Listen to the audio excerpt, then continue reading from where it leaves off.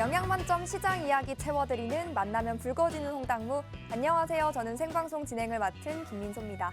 모두 크리스마스 잘 보내고 오셨을까요? 연휴를 지내고 오니 2023년 단 2거래일만을 남겨두고 있습니다. 이 2거래일 잘 마무리해보면서 더불어 내년 초 시장 대비까지 해볼 수 있는 시간 미리미리 저희와 함께 가져보셨으면 좋겠습니다. 오늘은 실전 트레이더 장자방 전문가님을 모시고 이 방송 50분 또 알차고 유익한 투자 정보들로 가득 채워가 볼 건데요. 우리 전문가님은 이른바 3박자 매매법을 기반으로 주식과 ETF 그리고 선물옵션까지 모두 다뤄주시는 분입니다. 더구나 매매 원칙으로 잃지 않는 매매를 강조하시면서 상승장과 하락장 모두에서 매매를 통해 수익을 쌓아주고 계십니다. 양방향 매매를 통한 일석이조의 수익을 안전하게 쌓아보고 싶으신 분들이라면요. 꼭 이 시간을 통해 우리 장자방 전문가님과 함께 해보셨으면 좋겠습니다. 가장 중요한 우리 전문가님과 함께 할 수 있는 노란톡방 참여 방법, 오늘도 2가지 준비를 해뒀습니다. 홍당무 사이에 하단에 QR코드 하나 보이시죠? 방송 내내 띄워드릴 건데 스마트폰 기본 카메라 딱 켜시고 TV 화면으로 가까이 오신 다음 이 QR코드에 그저 가까이 비추시기만 해도 입장 링크가 뜹니다. 그거 꾹 누르고 들어오시면 되고요. 혹은 문자 보내주셔도 됩니다. 받는 사람의 샵 3989번 입력하시고 문자 내용에 장자방 3글자 입력해서 보내주시면 또 함께 하실 수가 있으니까요. 이 2가지 방법 중에 여러분 원하시는 방법으로 이용하셔서 들어와 주시면 되겠습니다. 그러면 이제는 올바른 투자로 우리를 이끌어주실 우리 전문가님과 인사 나눠보시죠. 어서 오세요, 전문가님. 안녕하세요. 네, 또 연휴 잘 보내고 오셨을까요? 네. 우리 시청자분들께 인사 나눠주시죠. 예, 안녕하십니까. 장자방입니다.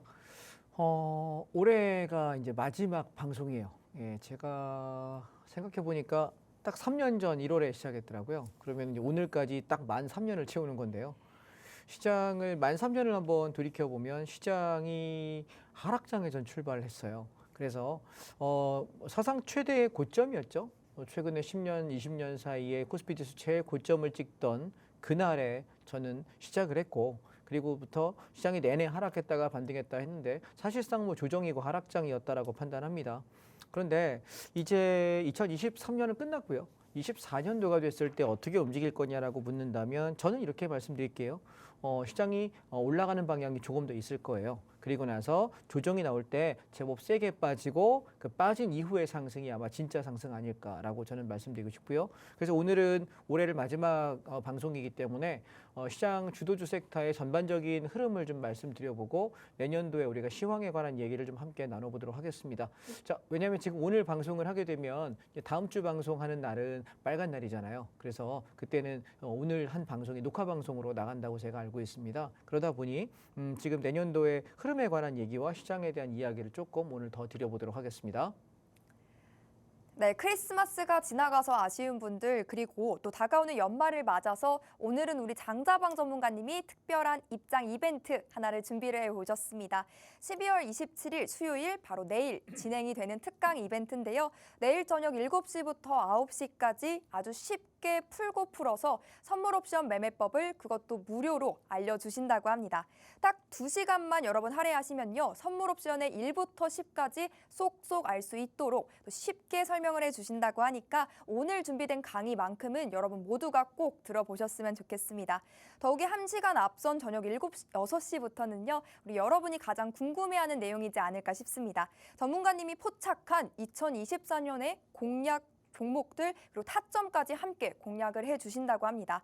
오늘 입장 기회 놓치면 영영 들을 수 없는 특강이니까요. 꼭 7시 50분 안에 톡방 안으로 들어오셔서 준비된 특강 링크 챙겨보시길 바랍니다. 특강 받아보고 싶으신 분들이라면 우측 하단에 네모난 QR코드 보이시죠? 스마트폰 기본 카메라 켜시고 홍당무 사이로 비추시기만 해도 입장 링크가 뜹니다. 그거 꾹 누르고 들어오시면 되고요. 혹은 샵 3989번으로 장자방 이렇게 3글자 남겨주시면 또 함께 할 수 있는 링크 받아보실 수가 있으니까요. 그 링크 타고 직접 들어오시면 되겠습니다. 7시 50분 안에만 들어오셔야 또 받아보실 수 있다는 점 재차 강조를 해드리겠고요. 특강까지 안내를 해드렸으니까 그러면 오늘의 강의 또 본격적으로 시작해 보겠습니다. 2023년 단 2거래일만을 남겨둔 지금 시점에서 내년 초까지 또 우리가 어떤 종목들을 공략해야 하고 어떻게 타점을 잡아가야 하는지 궁금한 분들 많으실 것 같은데 전문가님, 종목 이야기부터 하나씩 짚어볼까요?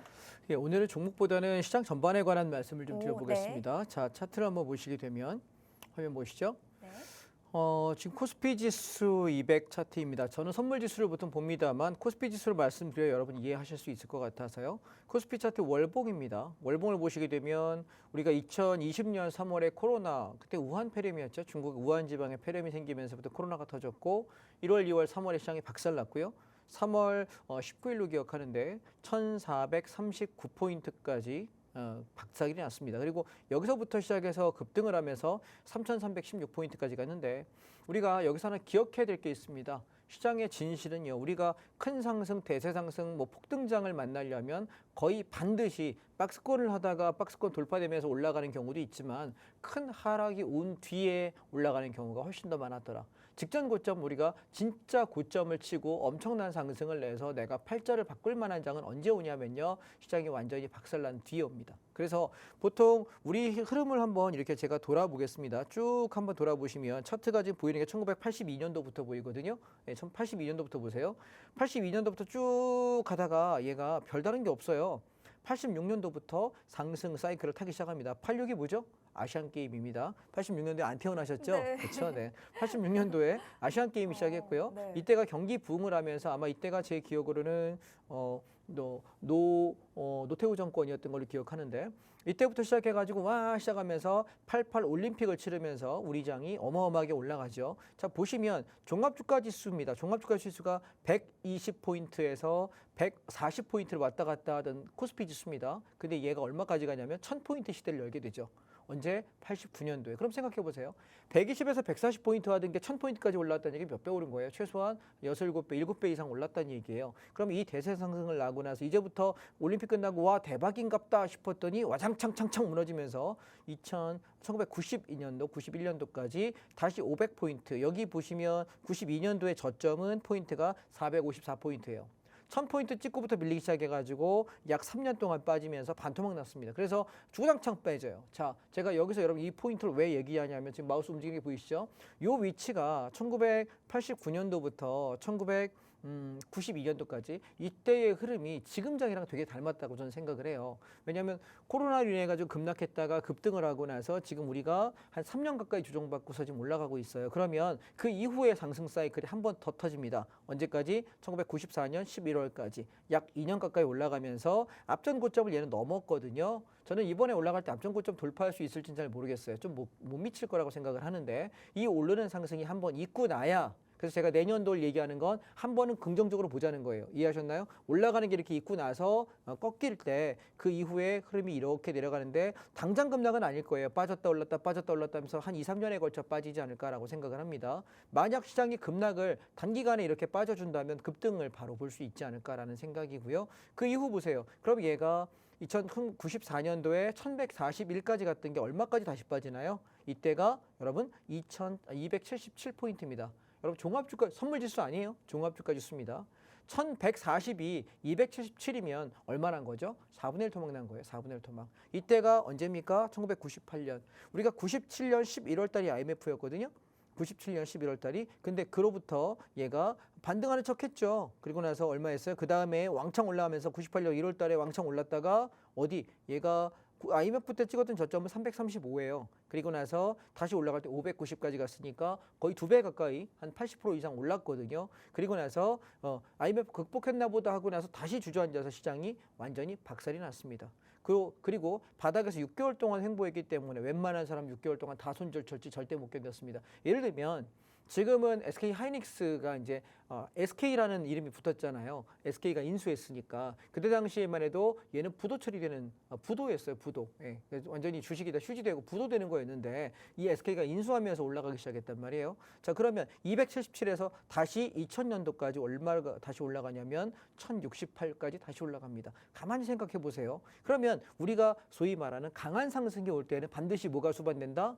하락이 수반된다. 제가 그냥 뇌피셜 하는 얘기가 아니라 정말 팩트가 그래요. 보시면. 예. 그리고 나서 다시 2000년도부터 시작이 해서 빠지기 시작했던 게 언제였냐면 2001년까지 왕창 빠져요. 자, 근데 2년도에 시장이 저점을 찍고 다시 오르기 시작하는데 이때가 우리가 월드컵이었죠. 예, 월드컵 이후에 월드컵이 보통 치러질 때는 장이 빠졌는데 월드컵 이후에 다음 해였죠. 2003년 초에 3월 달에 저점을 찍고 나서부터 대세 상승을 하기 시작합니다. 1000포인트만 오면 주저앉던 놈이 1000포인트를 돌파되면서 얼마 가냐면 2000포인트까지 올라가는 기염을 토하죠.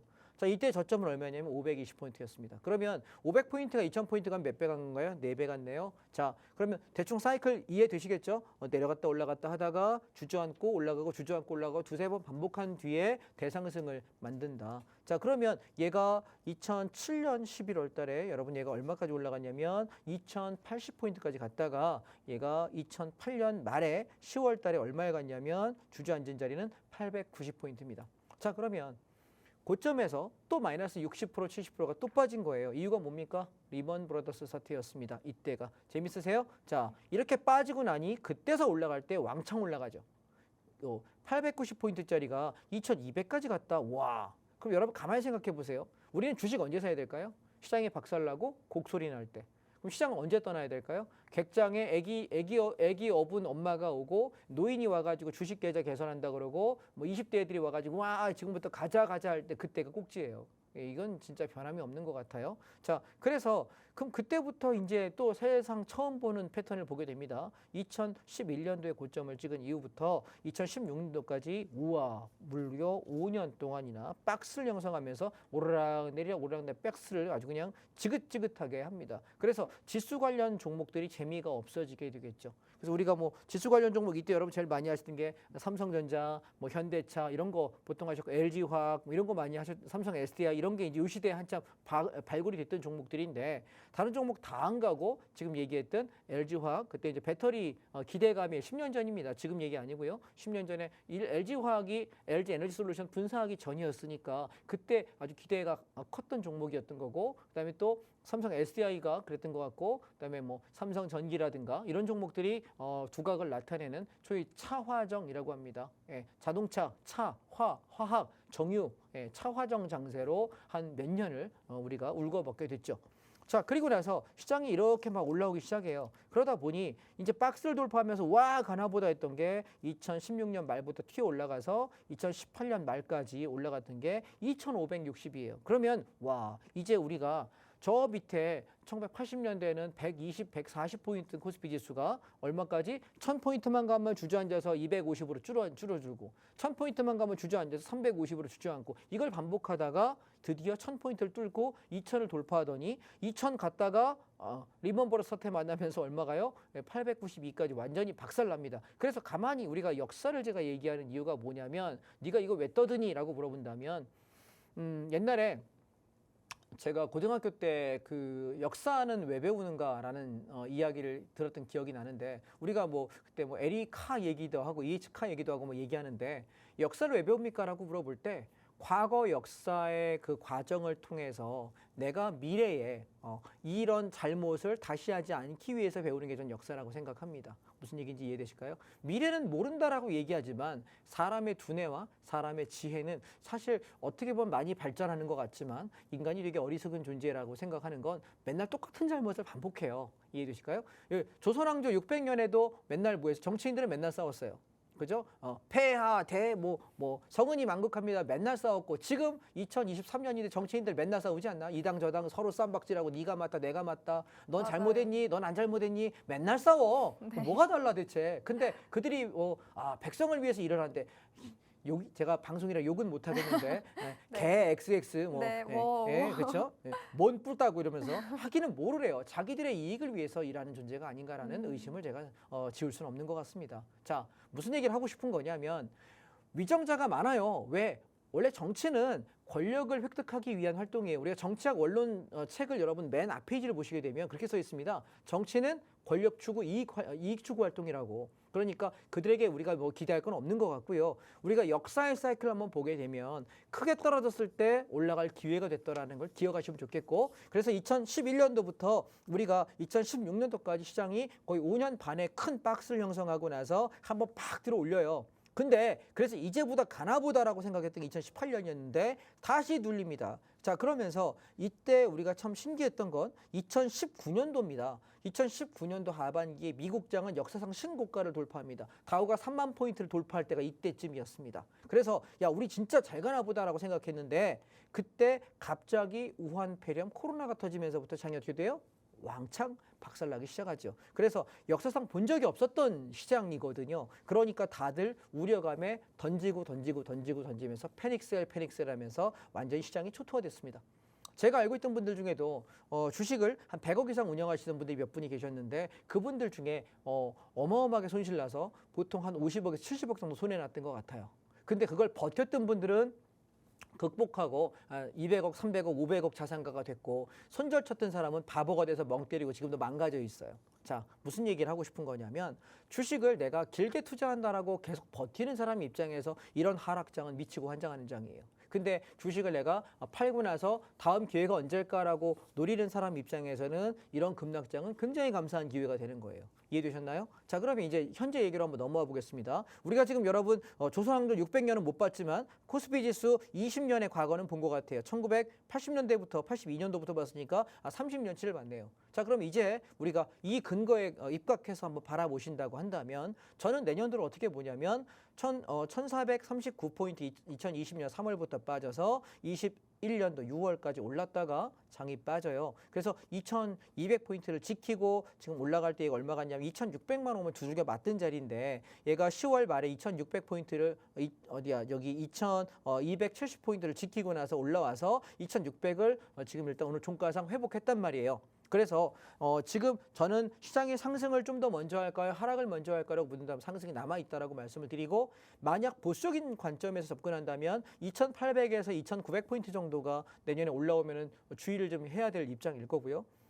만약 대상승이 터진다고 한다면 3200에서 3300의 고점을 보러 갈 수 있다라고 생각해요. 그래서 저는 이번에 올라올 때 2750포인트에서 2820포인트 요 구간 안에 왔을 때 제가 만약에 주식 다 던지고 일단 현금화 시키자라고 이야기하면 여기서 조정 한번 나온다는 뜻이구나 라고 이해하시면 될 것 같고 얘를 뚫어버린다고 한다면 저는 31,200포인트까지 기염을 토하는 상승을 하고 이만큼 올라 쌍봉을 만든 상태에서 무너지지 않을까라고 생각을 합니다. 만약 단순 반등이라고 본다면 2750에서 2820 여기 맞고 죽을 가능성이 높아요. 자, 그러면 내년에 우리가 트리거가 될 수 있는 게 뭐가 있느냐라고 물어본다면 주봉을 한번 보시죠.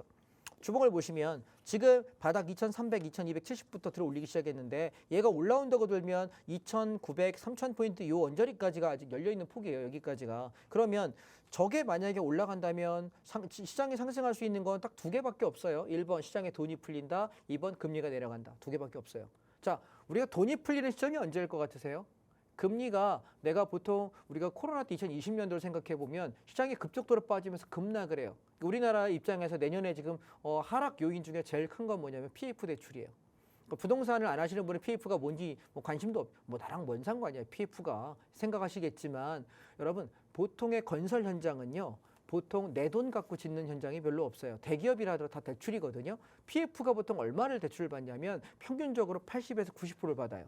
내 자금 한 20%, 30%, 30%를 갖고 있는 현장은 굉장히 돈을 많이 갖고 있는 현장이고요. 적게 갔는데 10% 갖고 90% 대출 받아서 공사를 한단 말이에요. 공사 비용을 후불제로 하고 선납 계약금만 하고 완공하고 나서 분양해가지고 분양금 가지고 보통 치르는 게 건설업계 일반적이에요. 근데 보통 주택담보대출이 3%에서 4% 정도 하던 시절에 PF 대출이 보통 8%에서 9% 하거든요. 2배 반에서 3배가 비싸요. 근데 지금 주택담보대출이 제가 어저께 물어보니까 시중에 1금융권의 은행은 5.3%에서 5.4%예요. 그러면 지금 PF가 얼마일까요? 10에서 15, 10면 안 되는 17%, 18%까지 달라고 한대요. 그러면 생각 한번 해보세요.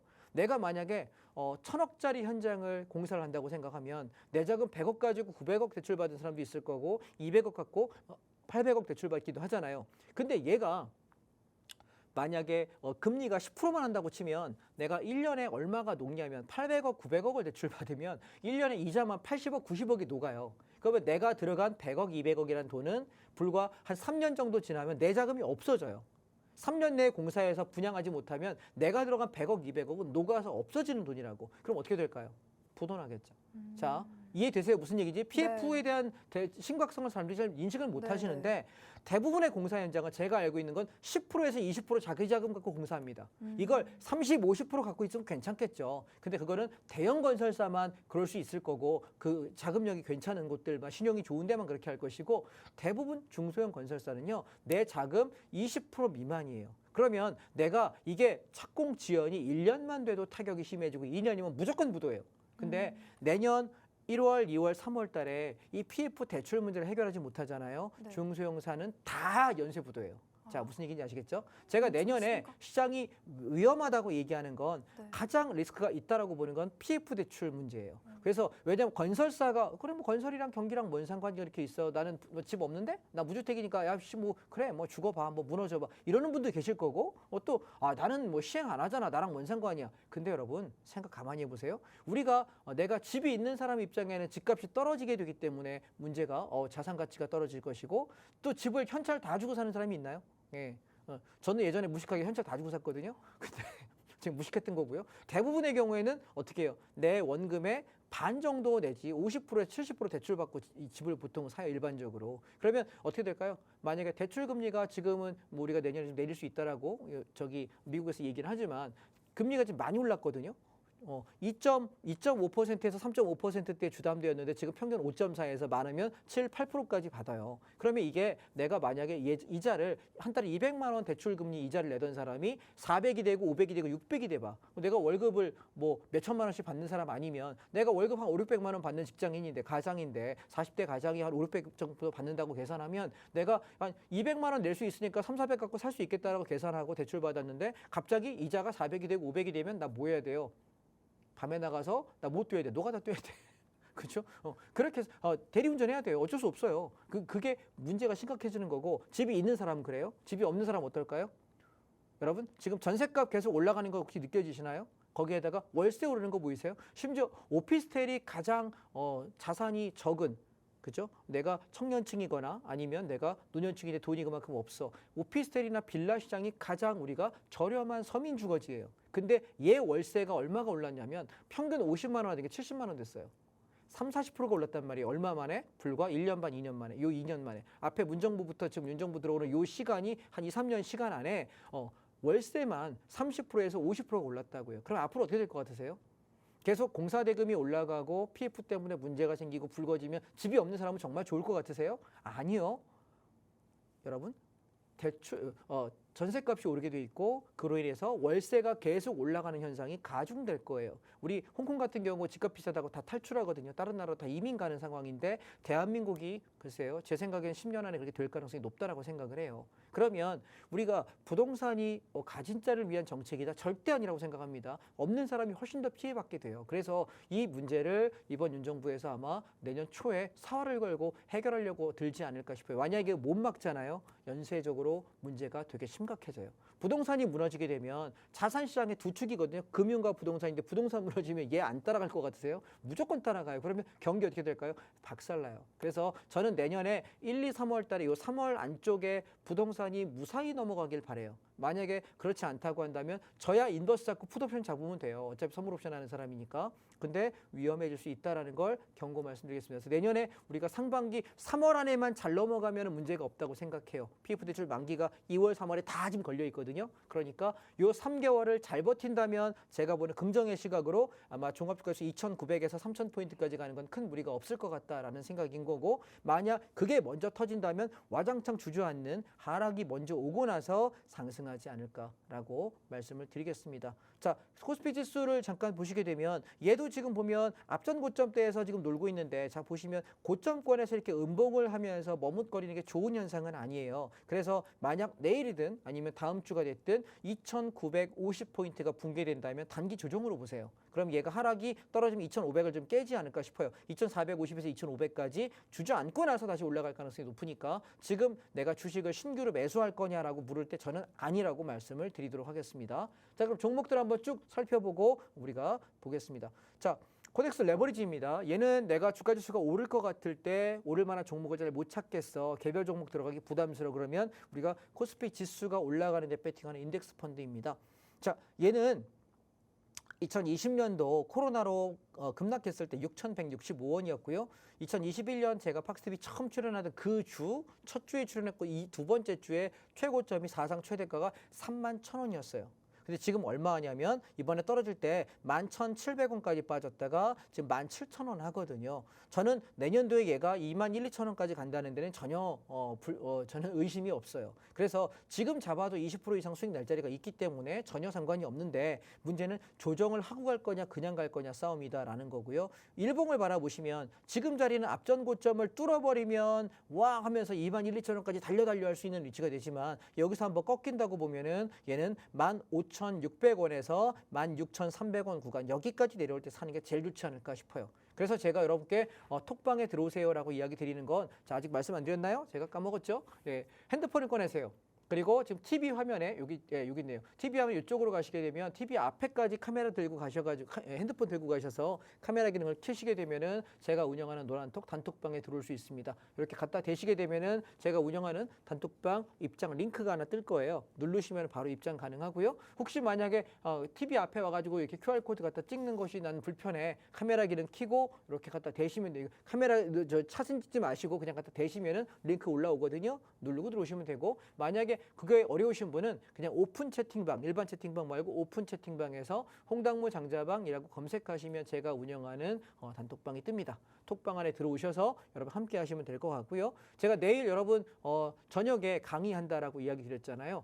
잠깐 안내 말씀을 좀 드리면 내일은 제가 저녁에 7시부터 9시까지 본 강의를 해요. 그래서 선물 옵션이 주식보다 훨씬 쉽다는 얘기를 제가 드릴 거고 어떻게 공부하는지 할 거고 선물 옵션 전혀 개념을 모르는 사람 나 생전 처음 들어봐 혹은 선물 옵션을 들어는 봤고 해본 적은 있는데 자꾸 손해나고 어려워요 하시는 분들께 어떻게 하면 제일 쉽게 할 수 있는지 제가 2시간 동안 아주 짧고 굵게 쉽게 설명드릴게요. 이것만 딱 들으면 따라할 수 있다, 할 수 있겠다 생각이 들 만큼 아주 쉽게 내일 강의를 준비했으니까 오시면 되겠고 그리고 하나 더 직장인분들 내일 조금 일찍 퇴근할 수 있으면 들어오세요. 왜냐하면 제가 내일 6시부터 7시까지는 2024년에 주도주 섹터를 설명하려고 그래요.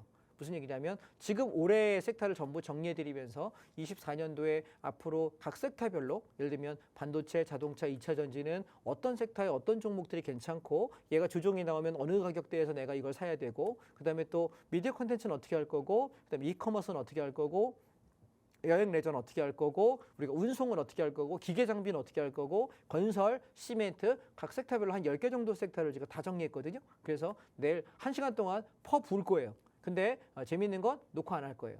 왜냐하면 생방송을 보러 오신 분들이 그게 의미가 있잖아요. 그죠? 그래서 그만큼 노력은 해야 되지 않을까요? 그게 공평한 거잖아요. 우리가 자유민주주의 세상이라고 얘기하지만 기회의 공평이지 결과의 평등은 저는 그건 공산주의라고 생각해요. 결과의 분배는 아니라고 생각하니까. 그래서 일찍 오세요. 녹화 안 할 거고요. 오셔서 하나하나 설명 다 드릴 테니까 내가 시장에서 뭘 봐야 될지 우리가 하나씩 정리하면 내년 상반기에 만약에 PF 대출로 인해 가지고 1, 2, 3월 달에 쫙 조정이 세게 시장이 한번 무너져 준다면 내가 살 건 이거다. 그러면 내년 농사 그걸로 끝난다라고 생각하세요. 그래서 저는 내년에 상반기에 좀 오른 척하다가 확 뺄 거라고 생각을 해요. 그 빼고 나서 올라갈 때가 진짜가 아닐까. 그리고 시장이 아마 저점이 형성되는 건 제 생각에는 한 3월에서 4월 정도일 것 같아요. 2월 말이나 3, 4월, 2월 말부터 3, 4월 이때가 우리가 주식을 사서 쭉 하반기까지 들고 가는 그 타이밍이 아닐까라는 생각을 하기 때문에 1월, 2월은 제가 조정을 좀 상황 봐가며 대응을 할 생각이고 2월 말에서 3월 그리고 4월 초까지 4월 아마 전일 거예요. 2월 말에 3월 말 정도 사이가 우리가 주식을 퍼 담을 수 있는 시간이 아닐까라고 저는 지금 예측을 합니다. 그렇게 여러분 같이 보시면 되겠습니다. 자, 섹터별로 한번 보시게 되면 일단 달러를 잠깐 보시죠. 달러가 올라갈 때 주가는 대부분 빠지거든요. 근데 지금 달러를 보게 되면 오르락내리락하고 혼조세예요. 달러 인버스를 한번 보시게 돼도 인버스가 좀 올라가고 있다는 얘기는 달러가 빠지고 있다는 얘기고 그럼 지수가 뭐 하는 거예요? 반등하겠죠. 그래서 지금은 여러분 지수는 상승 영역 안에 있는데 추가 상승할 거냐 눌렀다 갈 거냐 그 게임이다라는 말씀을 드리고요. 공격적인 매수는 하지 않겠다라고 말씀드립니다. 자, 미국장을 한번 바라보시게 되면 미국의 팡플러스 계속해서 상승을 이어가고 있고요. 테크탑10 계속 계속 테크주 상위 계속 올라가고 있습니다. 자, 우리나라를 잠깐 보시게 되면 지금 2차 전지 관련 종목을 보시게 되면 올라가다가 주저앉아요. 그 얘기는 상승의 동력이 좋지 않다라는 것이고 한번 조정이 나올 가능성이 높다라는 뜻이고요. 그다음 두 번째 보시게 되면 자동차 섹터를 보시면 그동안 계속 연속해서 올라왔던 섹터가 자동차거든요. 일봉입니다. 보시면 자동차가 지금 여기서 고점에서 계속 피레침 계속 쌓고 있죠. 여러분 피레침 계속 쌓아놓으면 어떻게 되는 줄 아세요? 번개치면 맞아 죽어요. 그래서 지금 얘는 여기 피레침을 쌓고 올라가지 못한다는 얘기는 한번 과장창 하면서 주저앉는 조정도 생각을 해야 되지 않을까. 그래서 자동차는 가지고 있는 분들은 한 60, 70% 털어먹고 나머지 가지고 더 가냐 못 가냐 보고 조정 나오면 이제 밑에서 사야 될 시기이고요. 내가 만약 지금 자동차가 없는 사람은 추격을 하면 무조건 죽어요. 추격하지 마세요. 얘는 조정이 나올 때 아마 내년 초에 조정이 나올 거라고 생각합니다. 내년 1월 달 조정 나오게 되면 그때 산다라고 생각하시기 바랍니다. 지금 따라가면 무조건 물립니다. 예, 제가 무조건이라는 얘기를 잘 안 씁니다. 무조건 물립니다. 다음 반도체 같은 경우도 그동안 주도 섹터로 올라왔는데 앞전 고점이 얘가 지금 7월 31일 날 기준으로 코덱스 반도체가 35,500원이에요. 근데 지금 36,150원까지 왔기 때문에 고점을 돌파한 상태입니다. 따라서 이번에 만약에 한번 눌러주게 되면 반도체랑 자동차가 눌릴 거예요. 그러면 지수가 좀 빠지겠죠. 그럼 이때 2차 전지가 같이 왕창 빠질 거고요. 그래서 우리가 하락을 제 생각은 아마 1월 첫 주가 좀 하락장이 아닐까라고 지금 예측을 하고 있어요. 1월 첫 주나 둘째 주, 1월 둘째 주에 만기 주거든요. 그래서 그때 하락이 떨어질 때 반도체 자동차가 얼마나 빠지는지 한번 보자고요. 그러면 지금 다 팔아먹고 없는 사람들 제가 팔라 그러고 지금 여태 사란 얘기를 계속 안 하고 있어요. 12월 내내. 왜냐하면 10월 말에서 11월 첫 주까지 제가 주식 사라고 얘기했어요. 그리고 나서 그 뒤로 사는 걸 아무것도 사는 얘기는 안 했습니다. 아무것도. 왜냐하면 들어가면 물리니까. 그래서 이제 1월 초에 조정이 나오면 살 거예요. 그래서 좀 기다려보시면 좋겠다라는 거고 조정을 좀 앞두고 있다라고 저는 보여집니다. 자, 그러면 우리가 자동차 이제 만약에 자동차가 올라가면 추가 상승을 좀 하게 되겠지만 제가 떨어진다면 하락이 좀 있겠고요. 그다음에 반도체 같은 경우는 이제 조정을 좀 임박하는 것 같아요. 언제냐인 것 같고 내일과 모레 중에 터질 거냐 아니면 1월 첫 주에 터질 거냐의 문제인 것 같습니다. 지수는 조정을 필연적으로 해야 되지 않느냐라는 생각을 말씀드리고요. 그다음에 우리가 미디어 콘텐츠 이번에 떨어질 때 얘 퍼담아야 됩니다. 그다음에 이커머스 보시면 굉장히 셌죠. 얘가 이번에 조정받게 되면 1월 아마 중순에서 1월 말쯤 되면 저점 나올 거예요. 그때 또 한번 사겠습니다. 그다음에 에너지 화학 같은 경우는 얘는 지금은 사시면 안 될 것 같고요. 얘는 1월 말에서 2월 초쯤 들어갈 타이밍 올 것 같고요. 바이오 종목은 이제 팔고 나가셔야 돼요. 바이오는 지금 들고 가시면 안 됩니다. 그다음에 운송 같은 경우도 이제 거의 고점이라서 다 팔고 나가시길 바랍니다. 운송 종목 다 파십시오. 그다음에 철강도 이제 거의 고점이라고 보시고 철거 나가시는 게 좋을 것 같고요. 그다음에 건설 섹터는 이미 너무 팔았으니까 더 할 거 없고요. 헬스케어가 그동안 계속 연속 들어왔는데 헬스케어 섹터도 다 팔고 나가십시오. 이제 꼭지가 되지 않을까라고 생각합니다. 게임 산업은 이미 무너졌죠. 우리 지난번에 잘 팔았습니다. 12월 첫 주 여기 제가 11월 말에서 12월 첫 주 올라올 때 게임 다 팔자고 NC소프트 다 팔자라고 이야기 드렸죠. 이때 그 이후에 장대 음봉 지금 떨어져 있는 상태고요. 그다음에 보험주 같은 경우는 이게 배당주라서 이번에 조정이 좀 나오게 되면 다시 한번 여러분 연초에 담도록 하겠습니다. 자, 여행 레저도 마찬가지 지금 잡을 자리가 없습니다. 기계 장비 잡을 자리가 없습니다. F&G 잡을 자리가 없습니다. 자, 제가 지금 여러분 섹터별 ETF를 13개에서 15개를 봐요. 근데 보시면 이 중에서 살만한 종목이 보이지 않는다. 그 얘기는 뭐죠? 시장이 성장 동력이 둔화됐고 이 중에 주도주 섹터 자동차, 반도체, 2차 전지 중에 지금 2차 전지는 주저앉고 있고요. 그다음에 자동차 하나 짱짱하게 버티고 있는데 반도체가 무너지든지 자동차가 같이 무너지든지 하면 조정이 나올 수밖에 없어요. 그래서 저는 연말은 그냥 넘어가시는 것이 좋다라고 생각하고요. 1월 중에 조정이 제가 원하는 하락 조정이 오게 되면 그 하락을 이용해서 다시 매수를 보는 게 어떨까라는 생각이고요. 그러면 저한테 인버스 써봐도 됩니까? 라고 물어본다면 아직은 좀 더 지켜보자라고 말씀드리겠습니다. 이해하셨죠? 그래서 내일과 모레 중에 장이 빠지면 뭐 지나보고 1월 첫 주에 가서 제가 장이 얼마나 빠질지 좀 가늠한 상태에서 여러분 인버스를 잡을지 조정을 이용해서 다시 주식을 사게 될지 말씀드리도록 하겠습니다. 자, 지금 저는 여러분들께 시간이 소요된 시간이 30분밖에 없어서 30분 동안 숨가쁘게 대충 시장의 흐름을 좀 설명을 방송을 통해 드렸고요.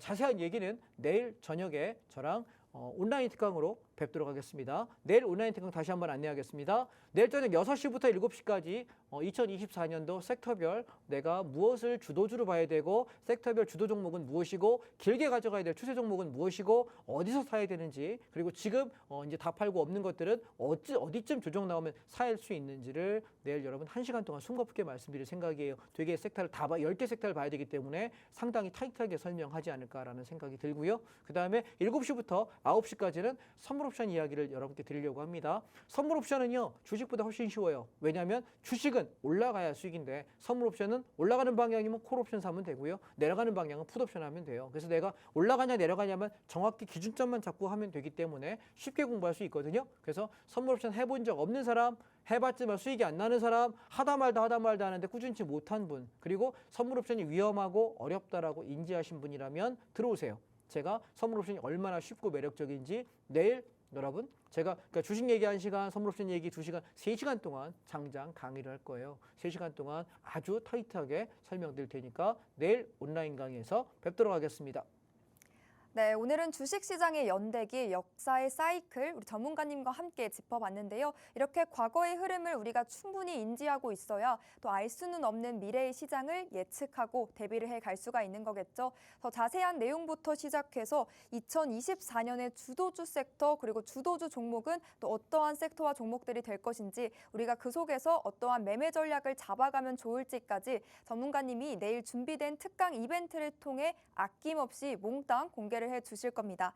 또 저녁 7시부터 9시까지 2시간가량은 선물 옵션 교육까지 아주 쉽게 풀어서 간결하고 명확하고 또 꼼꼼하게 풀어주신다고 하니까요. 이 특강 받아보고 싶으신 분들이라면 샵 3989번으로 장자방 입력 후 문자 보내주시거나 혹은 우측 하단에 네모난 QR코드 생성돼 있습니다. 스마트폰 기본 카메라 이용하셔서 TV 화면 가까이 오신 다음 간편하고 빠르게 QR코드 스캔하시고 입장해 주시면 되겠습니다. 꼭 들어오셔서 오늘 준비된 특강 이벤트 링크 챙겨보시길 바랍니다.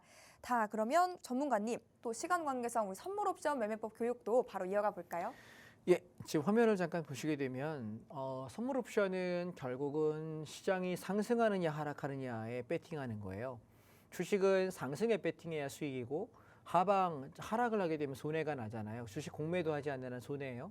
그러면 선물 옵션은 반대인 거예요. 얘는 올라갈 때는 제가 화면 보시면 오른쪽에 보시면 시장이 올라간다? 여기 클릭하세요. 상방은 선물 매수에 배팅을 하시면 되고 장이 하락을 하게 되면 왼쪽에서 선물 매도에 진입을 하면 되는 거예요. 그러니까 주문하는 방식이 똑같이 주식하고 주문창 똑같은데 올라갈 때는 오른쪽에다가 내가 클릭하고 들어가는 주식 주문하고 똑같아요. 매수해서 올라가는 거고요. 내려갈 때는 내려가는 쪽에 배팅하는 걸 내가 매도라 그래요. 공매도라고 생각하시면 되거든요. 매도 진입을 하게 되면 여기다 진입해서 이렇게 빠지면 되는 거죠. 그래서 우리가 선물은 올라가는 걸 매수라고 하고 내려가는 걸 매도라고 한다. 개념 잡으시면 될 것 같고요. 자, 그 다음에 제가 그 다음 페이지를 보시게 되면 콜옵션과 풋옵션에 대한 개념을 설명드릴게요. 이게 주식을 해보신 분들, 선물 옵션을 모르는 분들이 제일 난이도가 있어 하는 게 옵션이에요. 자, 보시면 요 손이 여러분 콜옵션이에요. 요 손이 풋옵션이에요. 두 개가 만약에 무게가 똑같으면 시소를 타고 있다고 생각할 때 이 시소가 어떻게 될까? 균형은 이루고 있겠죠. 근데 둘 중에 어떤 놈이 무게가 무거우면 얘가 내려갈 때 반대 방향 올라갈 것이고 얘가 내려갈 때 반대 방향이 올라가겠죠. 이렇게 상호 이렇게 관계 시소라고 생각해 보세요. 저는 한쪽을 콜이라고 보고 한쪽을 풋이라고 볼게요. 개념 설명 드려볼게요. 콜은 지수가 올라갈 때 콜 옵션이 올라가면서 수익을 내요. 상승장이하고 뭐 사야 될까요? 옵션은 콜 옵션 사는 거예요. 하락장은 풋옵션이 수익이 나요. 그래서 하락장에는 콜옵션 사면 손해봐요. 그래서 하락장은 나는 풋옵션을 사야 되거든요. 그러면 내가 콜과 풋, 개념 잡았어. 이 상태에서 내가 알아야 될 게 뭐냐면 그러면 무엇을 기준으로 시장이 올라가냐 내려가냐를 판단하잖아요. 그러면 콜과 풋 두 개 다 기준점이라는 게 있는 거예요. 기준점이라는 게. 그래서 둘 중에 기준점이 지켜진 놈은 가는 거고 지켜지지 못한 놈은 무너지게 돼요. 자, 우리가 왜 그런 얘기야? 이상형이 뭐예요? 잘생긴 사람이요? 예쁜 사람이요? 하나의 기준점이죠. 외모가 기준인 시대가 있죠. 물론 저도 20대에는 외모가 기준이었어요. 자, 근데 30대쯤 되니까 외모가 다가 아니다. 성격이 중요하다. 그러면서 성격을 기준이 바뀌죠. 자, 무슨 얘기냐면 보통 이게 이 기준하고 이 기준하고 기준점을 잡아놨을 때 둘 중에 하나는 기준이 무너져요. 콜과 풋 중에 둘 중에 하나는 기준이 무너져요. 그러면 기준이 무너지면 얘는 죽은 거예요. 기준이 깨졌으니까. 그럼 반대 방향이 어떻게 될까? 기준을 지키고 있겠죠. 그럼 얘가 시세가 나는 거예요. 이해되셨죠? 생리가. 그래서 우리가 선물 옵션은 간단한 건 콜, 풋 두 개 중에 콜 차트, 콜 옵션 차트와 풋 옵션 차트 중에 둘 중에 기준점이 뭐가 깨졌는지만 판단하시면 돼요. 그럼 방향 쉽게 볼 수 있거든요. 자, 그럼 제가 한번 판단해 보겠습니다. 자, 우리가 12월 20일자를 제가 한번 여러분하고 시간 된 데까지 제가 사례를 한번 들어볼게요. 12월 20일자인데요. 이날 보면 아침에 시작하자마자 12시 55분 점심때쯤 해가지고 수익 금액이 보시면 2,148만 원의 수익 금액이 인증이 올라오고요. 수익률 보시면 420% 수익 인증 올라오는 게 눈에 보이실 거예요. 또 한 분은 470만 원의 수익을 냈고요. 왼쪽에 보시면 이게 주문창이거든요. 여기 보면 594만 원 수익률 100%가 떠요. 88개 콜옵션 들고 있는 거 눈에 보이실까요? 88개 들고서 100%의 수익률이 594만 원. 그러니까 내가 594만 원 배팅해서 594만 원 벌었다는 얘기예요. 당일날 100% 더블의 수익이 났다는 게 보이시게 됩니다. 자, 어떤 날인가 한번 보겠습니다. 보시면 아침에 이날이에요. 콜옵션이 시작과 동시에 기준점이 뭐가 무너졌냐인데 풋옵션을 보시게 되면 오른쪽에 차트 하단에가 풋옵션이거든요. 얘가 기준점 3.5가 깨지면서부터 넘지 못했기 때문에 얘는 죽게 되고 그럼 반대 방향에 콜옵션이 올라가겠죠. 그럼 나는 뭐 본다? 옵션 차트 콜풋 두 개 중에 한 놈 얘가 무너지는 것만 보는 거예요. 얘가 깨졌으니까 나는 반대 방향 보는 거예요. 그래서 아침에 방향을 뭘 잡고 보냐면 둘 중에 어느 놈이 깨졌는지 보시라고. 둘 중에 어느 놈이 깨졌나. 깨진 거 얘를 그냥 얘가 죽으면 나는 반대 방향 사면 되는 거예요. 되게 쉽죠? 그러니까 풋이 망가지면 상승이구나. 콜 사면 되고 콜이 기준이 깨지면 뭐예요? 풋 사면 돼요. 이해되셨죠? 그러면 지수를 생각해 보시면 우리가 주식은 상한가 가봐야 하루에 30%밖에 못 가요. 선물 옵션은 상한가 개념이 없어요. 이론상 무제한이에요. 이론상은 존재하지만 실질적으로 엄청나게 가요. 그래서 옵션 같은 경우는 하루에 2배, 3배 나는 건 일상이고요. 보통 300%, 500%, 많으면 1000%, 2000%도 터져요. 그래서 엄청난 수익률을 모실 수 있게 된다. 그래서 내가 만약에 상승장에 주식 사면 되지 않습니까? 라고 물어보시는 분들께 제가 여쭤봅니다. 여러분, 상승장인데 내가 지수보다 더 잘 올라갈 거? 최소한 지수만큼 올라갈 종목을 정확하게 내가 찾을 수 있습니까? 지수 상승장인데 떨어진 종목도 있고 상승장인데 이만큼 오른 종목과 이만큼 덜 오른 종목이 있거든요. 이거 구분할 수 있습니까? 쉽지 않거든요. 그래서 제가 왜 저는 18년차 트레이더인데 18년 전에 주식이 아닌 선물 옵션을 선택했던 이유가 뭐냐면 그때는 종목이 한 1,800개쯤 됐어요. 지금은 종목이 한 2,400개가 2,500개 다 돼가요. ETF까지 치면 한 3,200, 300개 되거든요. 그 많은 종목을 제가 매일 볼 자신도 없고 그러기에는 내 생활이 너무 내 인생이 없잖아요. 그러니까 저는 차트 하나만 볼 수 있는 종목을 선택한 게 선물 옵션이에요. 올라가냐 내려가냐만 보면 되잖아요. 심플하죠. 그죠? 우리가 주식은 갑자기 반도체를 공부해야 돼. 갑자기 자동차가 어떻게 되는지 봐야 돼. 양극재가 어떻게 되는지 내가 그걸 어떻게 알아요? 저 문과 나왔거든요. 이과생이 아닌데 내가 어떻게 알아 그걸? 그렇지 않아요? 바이오? 내가 뭐 의대생입니까? 어떻게 알아요 그걸? 공부해도 한계가 있어요. 내가 아는 데까지. 수많은 공부를 하지만 내가 거기에 그렇게 많은 시간을 투자할 수 있느냐? 안 그렇잖아요. 그래서 저는 선물 옵션은 그냥 올라가냐 내려가냐만 보자는 얘기예요. 그럼 되게 편하죠. 이해하셨죠? 그래서 12월 20일 이렇게 했다는 얘기고요. 또 하나 보겠습니다. 12월 15일 보시게 되면 이때는 아침에 시작하면서 아침에 9시 반에 430만 원의 수익을 내시면서 또 1280만 원 내시면서 350만 원 내시면서 140만 원, 120만 원, 1050만 원, 730만 원 수익금이 계속 이렇게 올라가요. 보시면 채팅창 보이실까요? 제가 채팅창을 전부 캡처한 거예요. 저희 함께 하시는 분들께서 매매하시는 얘기를. 자, 그랬더니 여기 제가 하도 세게 말해가지고 쭉 버텼다라고 이야기하시죠. 자, 어떠냐면 아침에 시작과 동시에 시작하고 1시간 만에 급등을 하는 거예요. 사실 이게 제일 매매하기 편하거든요. 1시간 만에 매매 끝나니까. 자, 기준점 밑에 보시면 풋옵션 차트 보이실까요? 여러분 화면에 보시면 3.5가 여기 딱 무너지는 가격이에요. 여기서부터 시작하자마자 쭉 죽어버리니까 반대 콜 사가지고 시작하고 얼마 가냐면 시작과 동시에 150%. 그럼 내 원금의 1.5배가 1시간 만에 불어난다고요. 생각해 보세요. 주식에서 내가 상한가 먹으려면 30% 먹으려면 몇 날 며칠 들고 가야 돼요. 상한가 매일 갑니까? 안 가요 그렇게. 근데 선물 옵션은요. 내가 하루에 10%, 20% 아니 30% 수익 내려면 매일 낼 수 있어요. 1, 20% 수익 내는 건 매일 낼 수 있어요. 그러면 우리가 주식을 할 이유가 없다는 거죠. 자, 상승장은 이래요. 그럼 또 하나 보겠습니다. 자, 11월 29일을 보시게 되면 장 출발하자마자 9시 2분부터 9시 5분까지 수익이 이만큼이 올라와요. 자, 여기 보시면 10시 20분 됐는데 자, 한 분은 저랑 10월 초에 시작하셨어요. 지금 12월이잖아요. 10월 초에 시작하셔가지고 오늘이 최고 대박입니다. 언제? 11월 29일. 그러면 두 달 만에 11월 29일 말일 날에 얼마 벌었냐면 당일날 6,370만 원. 종가상 얼마였냐면 단타 포함해서 7,020만 원의 수익을 내셨다. 이분 3천만 원 가지고 매매하시는 분이에요. 3천만 원 가지고 6,300의 수익이 냈으면 원금이 1억 됐다는 얘기예요. 이해되실까요? 예, 결국 7천만 원 버셨으니까 원금 1억 됐다는 얘기입니다. 왜 그런 얘기가 가능하냐 한번 보시죠. 이날은 여러분 아까랑 달라요. 패턴을 보시게 되면 장 출발하자마자 시장이 와장창창창 무너져요. 자, 우리가 선물 옵션을 가장 필요하게 배워야 된다라고 인식을 하는 건 뭐냐면 장 출발하고 시장이 어떻게 된다? 무너진다. 그러면 하락으로 반탄했을 때 나는 주식을 하는 사람은 대응할 방법이 있다 없다? 없다. 근데 선물 옵션은 뭐 할 수 있다? 선물 매도. 선물은 위에 차트가 선물입니다. 매도하면서 하락을 수익을 낼 수 있게 되고 자 오른쪽에 하단에 보시면 풋옵션이거든요. 예, 얘가 아침부터 잡았더니 풋옵션이 바닥에서부터 몇 배 가더라? 300% 3배 간다. 원금의 3배가 났다. 왜? 잠깐 10시까지 1시간 빠진 게 풋옵션은 순식간에 300%의 시세가 났다. 엄청난 수익이에요. 자, 왜 그러냐면 기준점 하나 보면 되겠죠. 아침에 콜옵션이 2.27을 뭐하니까? 저항 맞으니까. 이게 기준점이거든요. 콜옵션이 무너지는 게 확인됐으니까 나는 뭐한다? 풋 하방 보겠다는 거예요. 자, 우리가 뭐만 알면 돼요? 기준점 지켰냐 깨졌냐 두 개만 판단하면 되는 거예요. 무슨 얘기인지 아시겠어요? 야, 너 이상형이 뭐야? 외모 알았어. 예쁜 사람 찾아줄게. 이상형이 뭐야? 성격 성격 좋은 사람 찾아줄게. 이상형이 뭐야? 능력 돈 잘 버는 사람 찾아줄게. 뭐 이런 거 그죠? 너 이상형이 뭐야? 나 마음씨가 따뜻한 사람 마음씨 좋은 사람 찾아줄게. 기준점이 정해놓으면 나는 그 기준에 맞는 사람 만나면 짝이 되는 거고 기준에 안 맞으면 안 보면 돼. 이해하세요? 우리가 매매가 그런 거예요. 내가 기준을 정해놔. 콜, 풋 기준점 정해놨어. 외모의 기준이야. 그 외모가 부합하면 성격이 0 아니어도 만나야지. 왜 기준이 맞다며.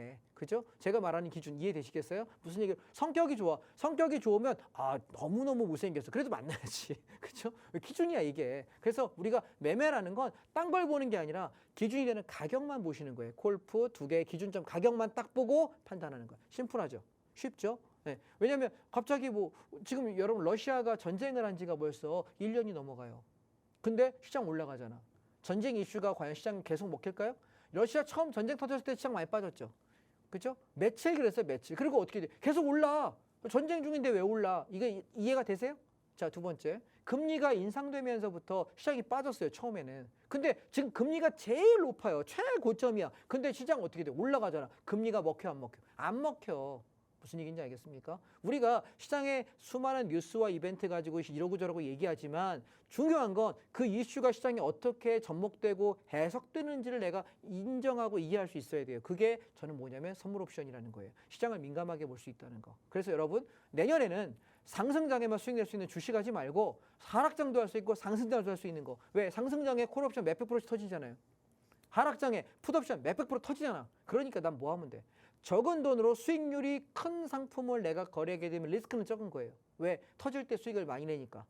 내가 틀리면 손절만 짧게 자르면 돼. 자기가 손절을 못 자르는 건 어쩔 수 없고 그건 자르는 훈련만 하면 돼요. 짧게 손절 치고 내가 방향만 맞춰서 버티면 수익을 많이 낼 수 있는 상품. 여러분 언제 한다고요? 내일 저녁에 제가 여러분들 7시부터 9시까지 디테일하게 설명드릴 테니까 온라인 특강 꼭 오시고요. 내일 제가 하는 온라인 특강 오시려면 지금 톡방 안에 들어오셔야 톡방 안에다가 제가 내일 저녁에 무료 강의 올 수 있는 링크를 올려드릴 거예요. 링크 주소 누르고 타고 들어오시면 되거든요. 지금 얼른 들어오시면 좋겠습니다. 저는 여기까지 하겠습니다. 내일 저녁에 강의에 뵙겠습니다. 감사합니다.